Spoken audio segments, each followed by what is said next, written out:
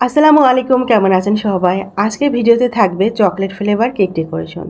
তো ভিডিওর প্রথমেই আমি একটা পাইপিং ব্যাগের মধ্যে চকলেট গানাশ নিয়ে কেকের চারপাশে ড্রিপিং করে দিব।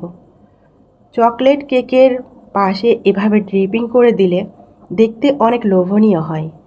আর যে জিনিসটা দেখতে লোভনীয় হয় সেটা কিন্তু খেতেও অনেক মজাদার হয়। তারপর আরেকটা পাইপিং ব্যাগের মধ্যে গানাশ নিয়ে ব্যাগের মাথাটা ছোট করে কেটে পুরা কেকের উপর আমি এভাবে গোল গোল করে পুরা কেকটা ভরাট করে দিব। পুরা কেকটা এভাবে গোল গোল করে ভরাট করার পর এই পর্যায়ে একটা কাঠি নিব। আর এই কাঠির সাহায্যে প্রথমবার ভেতরের দিকে আমি এভাবে টেনে টেনে দিব, মানে কতখানি মানে স্পেস রেখে পোড়া কেকটা এভাবে টেনে টেনে দিব। আর পোড়া কেকটা এভাবে টেনে দেওয়ার পরে কিন্তু এই যে এরকমের একটা ডিজাইন হয়ে যায়।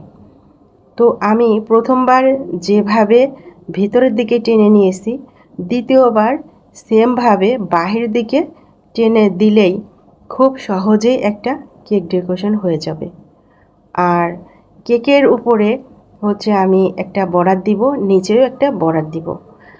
আর যারা মানে কেকের ডিজাইন নিয়ে ভাবছেন কি ডিজাইন করব, হঠাৎ কেক ডেকোরেশন করতে গেলে কিন্তু মানে কেক ডিজাইন কিন্তু মাথায় আসে না। তখন হয় কি, মানে খুব টেনশনে পড়তে হয় যখন হঠাৎ করে মানে অর্ডারগুলো আসে। বিশেষ করে তখন কিন্তু এই ধরনের একটু ঝামেলায় পড়তে হয়।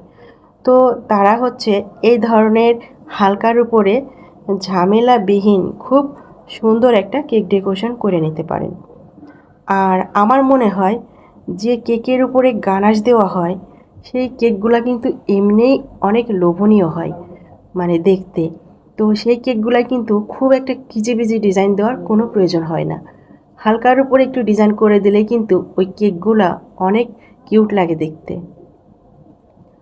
তো আমার কেক ডেকোরেশনটা এই পর্যায়ে মানে শেষ হয়ে গিয়েছিল। আর এটাই ছিল আজকের চকলেট ফ্লেভার কেক ডেকোরেশন। সবাই ভালো থাকবেন, আমার জন্য দোয়া করবেন। আল্লাহ হাফেজ।